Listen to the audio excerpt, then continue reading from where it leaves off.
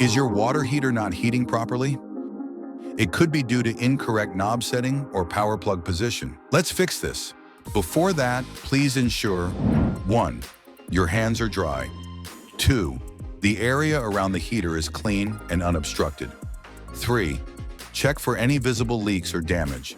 Do not attempt repairs if you find any. Now follow these simple steps to fix your issue. 1. Check the position of the temperature control knob. Set the knob to the maximum heat setting. 2. Check the power plug. If it's correctly placed, then please turn on the switch. Now wait for 15 to 20 minutes to allow fully warming up the water. After confirming the water's hot, remember to set the knob to required heating level. Always turn off the heater when you're done using it. If the problem still persists after these steps, please reach out to customer support. For further assistance, troubleshooting tips, or to book a service appointment, always prioritize safety when handling electrical appliances. If you're unsure about any step, please consult a professional.